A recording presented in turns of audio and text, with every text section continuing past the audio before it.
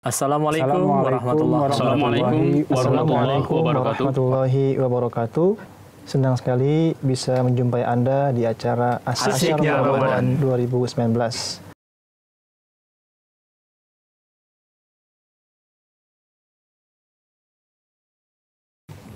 Bismillahirrahmanirrahim. Pemirsa MTA yang berbahagia, Assalamualaikum warahmatullahi wabarakatuh. Waalaikumsalam warahmatullahi wabarakatuh.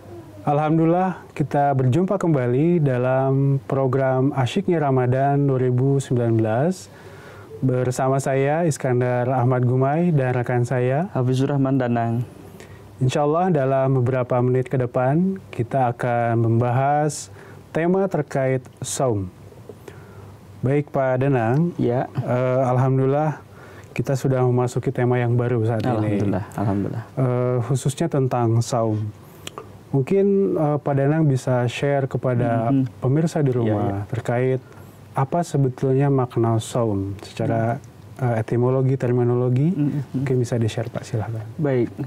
Alhamdulillah Pak Gumai, ini bulan yang penuh berkah.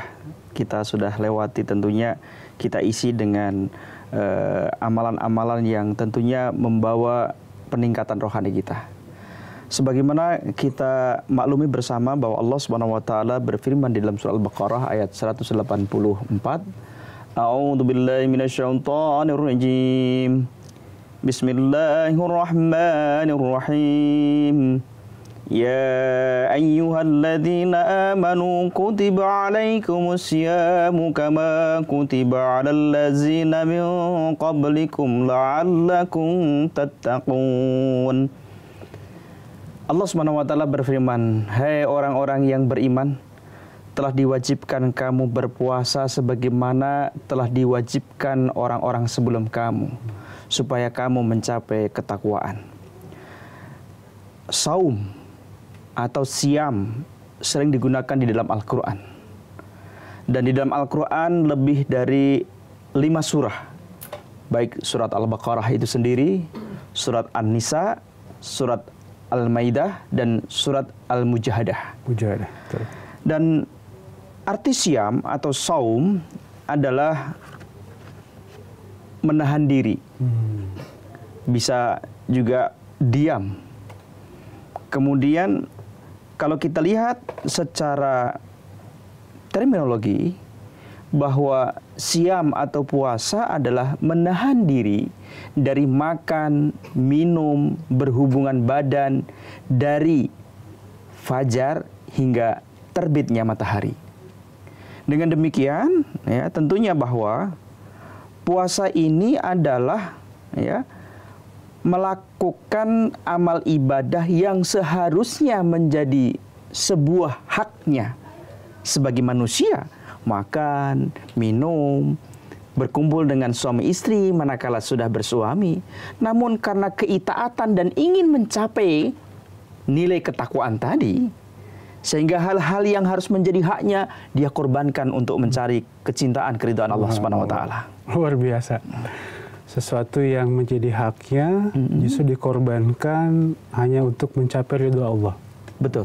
Justru kan sekarang kebanyakan orang mencari haknya, menuntut haknya, betul. Artinya ada satu pesan yang sangat dalam di sana, bahwa ego kita dikorbankan hanya untuk Allah. Betul. Dan yang menarik tadi yang Pak Danang sampaikan bahwa makan, minum, berhubungan suami istri adalah sesuatu yang halal sebetulnya, Pak. Betul. Kemudian di bulan puasa jadi haram. Ada haram. Haram. Maksudnya dari ketika matahari tadi waktu yang sudah ditentukan, tadi dari fajar hingga menjadi terbit. haram pada waktu itu. Betul. Nah, ini ada rahasia apa, Pak? Sesuatu yang halal kemudian diharamkan oleh Allah Subhanahu wa taala. Apa ada hikmah apa kira-kira, Pak? Betul. Pak Gumai, kalau kita lihat dari ayat bahwa telah diwajibkan kamu untuk berpuasa sebagaimana telah diwajibkan orang-orang yang sebelum kamu, tentunya kebiasaan berpuasa ini sudah terbiasa dilakukan oleh agama-agama samawi sebelumnya. Betul. Namun ada kalanya puasa dia ingin puasa hanya menahan makan saja, namun minum masih boleh. Betul. Menahan sesuatu yang mungkin menurut agama sawi mereka itu lazim dilakukan. Namun dengan hadirnya Islam, ya, praktek dan amaliyah puasa sudah ditentukan.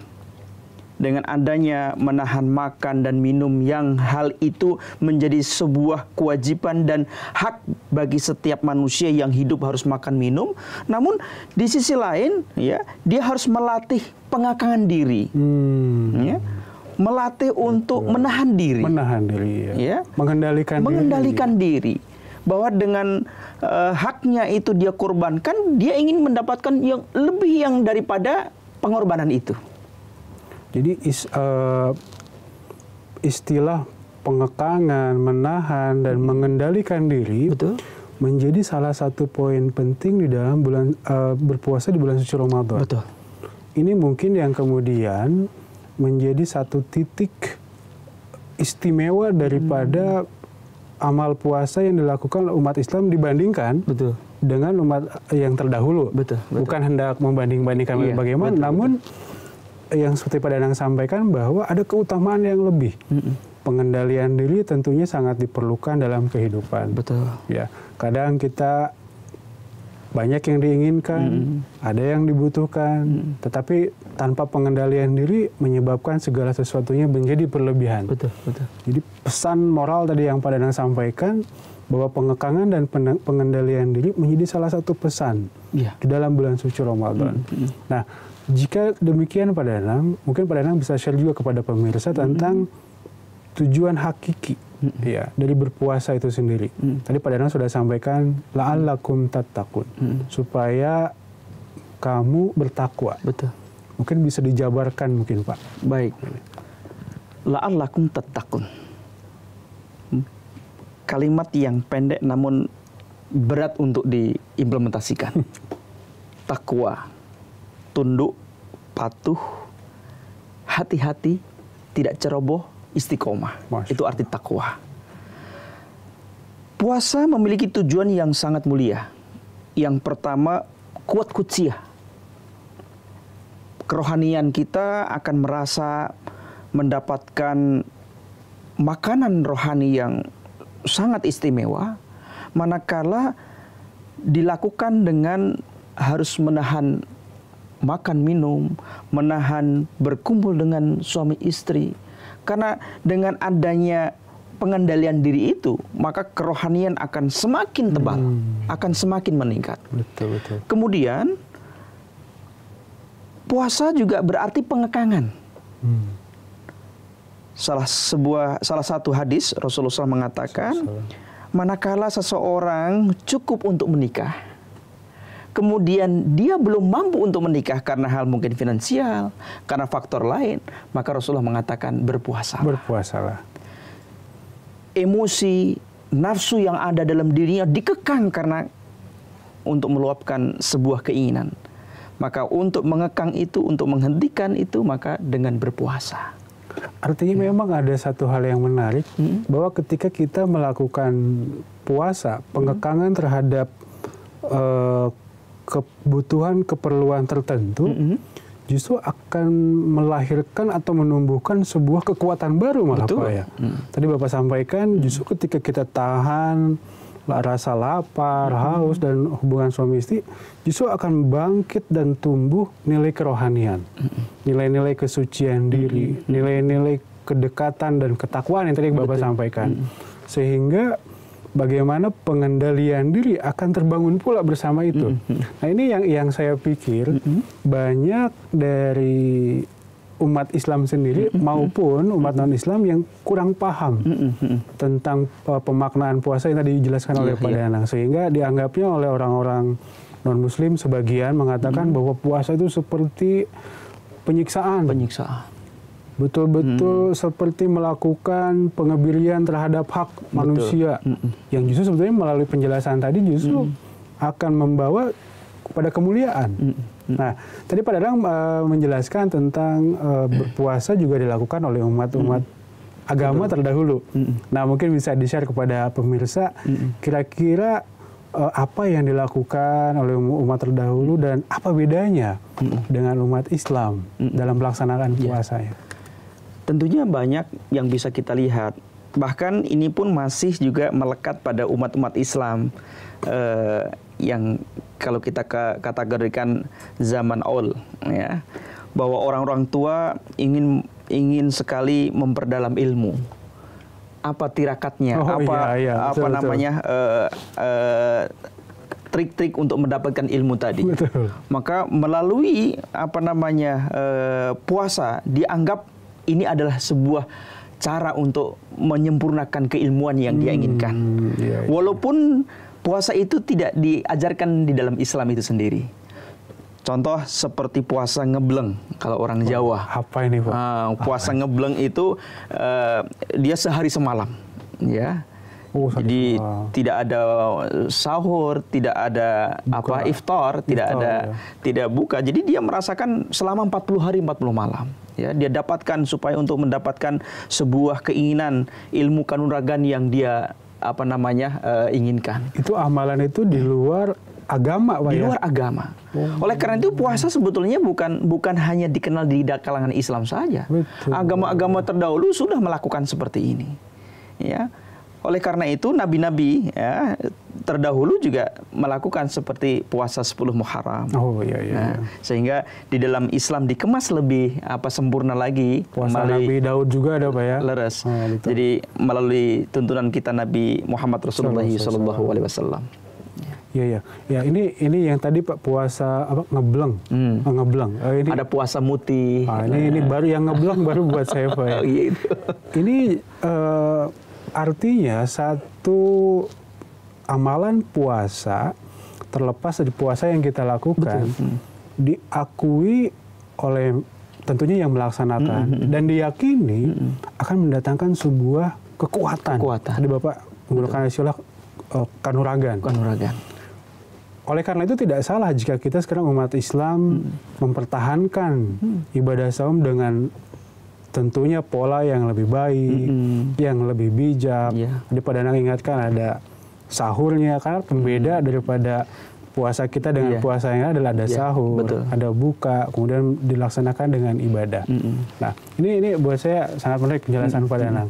Nah, sekarang Pak, di dalam pelaksanaan puasa yang sering menjadi pertanyaan dari beberapa kalangan terkait safar, terkait perjalanan.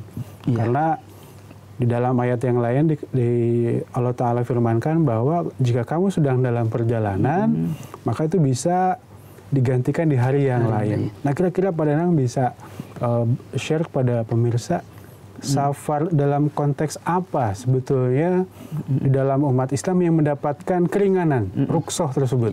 Silakan, Pak. Baik, Pak Gumai. Ini pun juga menjadi satu permasalahan yang sudah tidak tidak asing lagi bagi kalangan umat Muslim, bahwa wa man kana minkum maridun aw ala safarin fa'iddatun min ayyamin ukhar. Bahwa Allah Subhanahu wa taala memberikan kemudahan. Kalau orang mengatakan, saya ini kan kuat. Lebih kuat mana dengan Allah Subhanahu wa taala? Betul. Di saat kita menjalankan sebuah kewajiban kita, rukun iman, rukun Islam, ya. Di saat kita menjalankan perintah Allah Subhanahu wa taala, maka Allah pun tidak akan memberatkan, ya, bahwa Allah memberikan kemudahan, ya, Allah tidak memberatkan, menyusahkan. Sehingga di saat wa man kana minkum maridun, di dalam keadaan sakit, ya, sakit ini tidak sebutkan ini sakit tipe sakit DBD, tidak. Selama tubuh kita, selama diri kita merasa payah dan susah, maka itu termasuk rukhsah di dalam menjalankan puasa Ramadan. Kemudian safar, di dalam perjalanan. Ada kalanya saya mau berangkat ke Malaysia, ke Singapura. Saya mah kuat. Sekarang bisa ditempuh dengan 1 jam. Ya. Tentunya keringan-keringan ini tidak, Allah Subhanahu wa taala tidak melihat jaraknya. Tidak melihat jaraknya.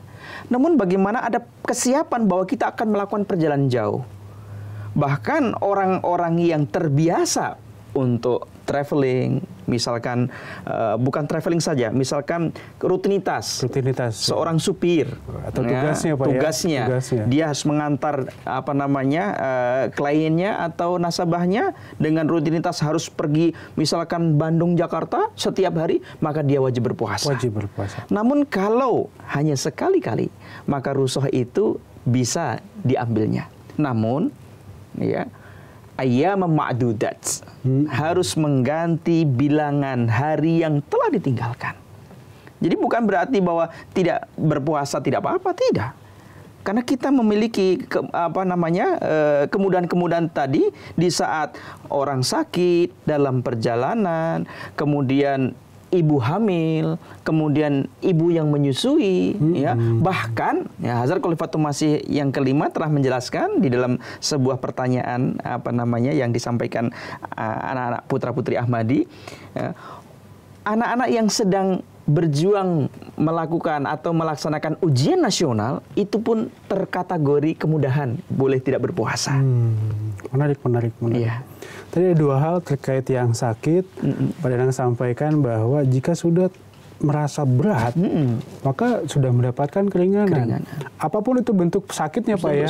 Mau dia tadi tipes, DBD, atau mungkin hanya flu atau apa. Tapi jika sudah terasa berat, maka rukhsah ini diambil.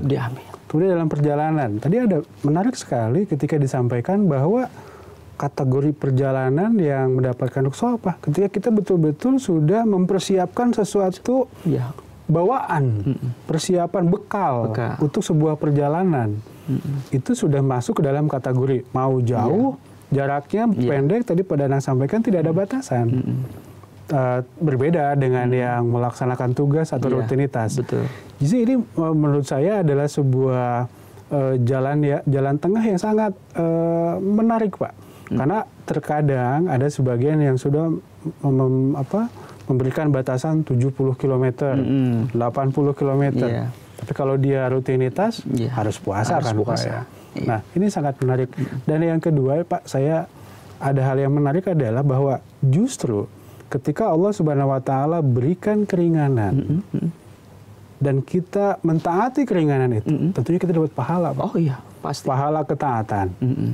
Dan yang kedua, ketika kita menggantinya pada min ayyamin ukhar, pada hari yang lain, kita pun mendapatkan pahala. Dua pahala kita dapat. Artinya ketika kita menjalankan rukhsah keringanan, kita dapat dua pahala. Oke, alhamdulillah. Nah, yang menarik selanjutnya adalah tadi Bapak jelaskan tentang anak-anak, Pak. Nah, ini fenomena yang sebetulnya cukup kontroversi dalam masyarakat ketika orang tua mewajibkan anaknya sedang melatih katanya. Sebagai bentuk melatih, betul. Padahal masih usia di bawah baligh.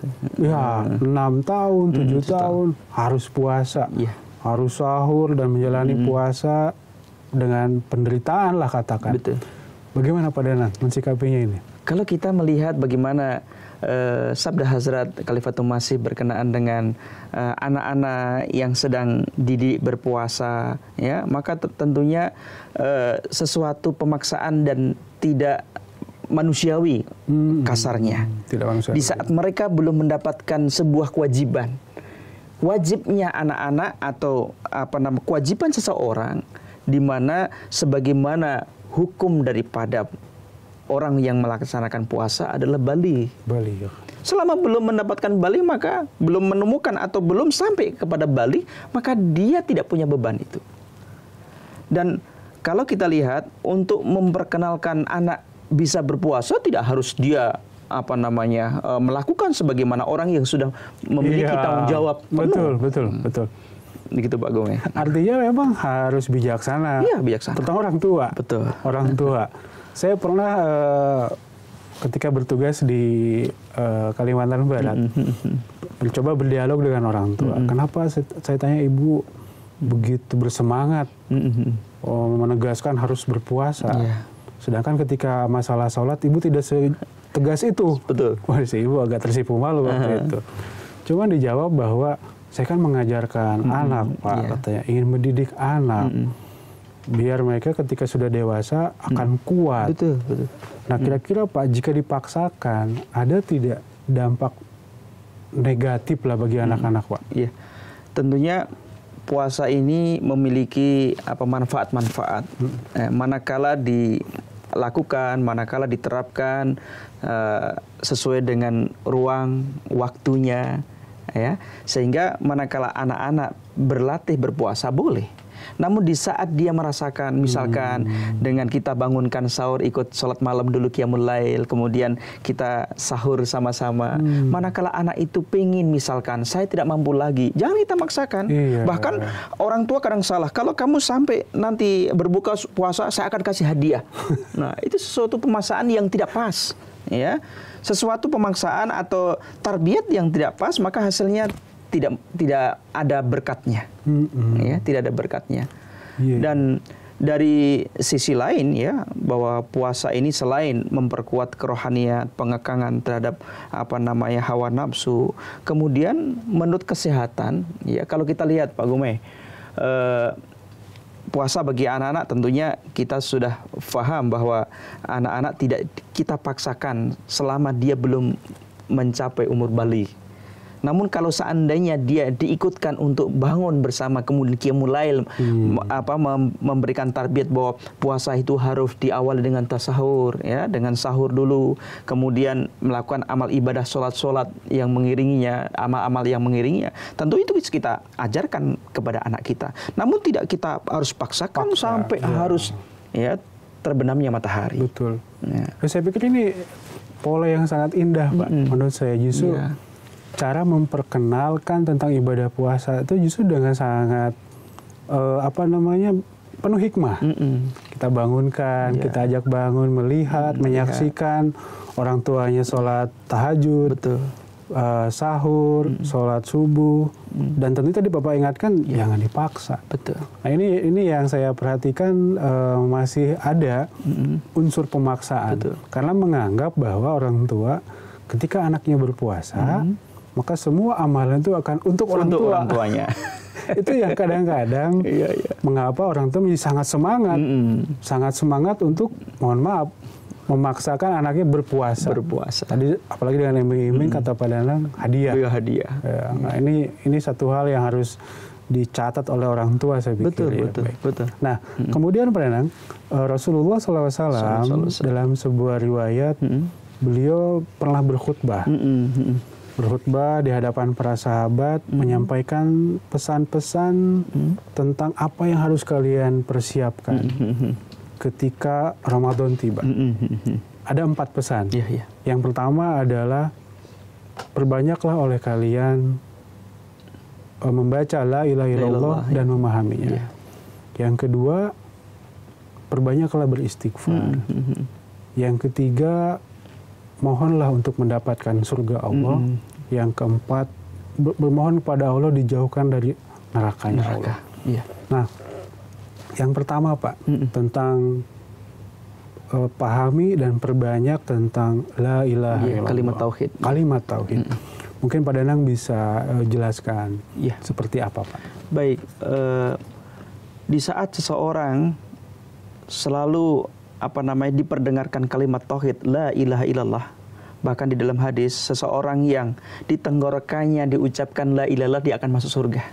Subhanallah. Dalam arti bahwa bukan berarti bahwa kita melakukan amaliyah sekemauan kita, bukan kehendak Allah Subhanahu wa taala, kemudian kita mengucapkan la ilaha kemudian masuk surga. Segala hal ini adalah disesuaikan dengan konteks kalimatnya. Di saat kita mengucapkan kalimat la ilaha illallah, tidak ada Tuhan selain Allah, berarti tidak ada wujud lain yang kita esakan kecuali Allah Subhanahu wa taala. Bahkan kalau kita fahami tadi mengajarkan anak harus berpuasa, bahkan ya kalau kita lihat ya sesuatu yang menduakan Allah Subhanahu wa taala itu dikategorikan syirik. Kalau misalkan kita mendidik anak kita, kamu berpuasa, anak tidak, kemudian kita pukul, itu pun termasuk syirik. Karena dia mengabaikan amanah Allah Subhanahu wa taala. Dengan kita memukul, menghardik ke anak, itu termasuk syirik. Dia lupa dengan kalimat tauhid tadi. Dan tentunya kita pahami bahwa di akhir zaman ini keesaan Allah Subhanahu wa taala semakin memudar. Loh, kenapa demikian?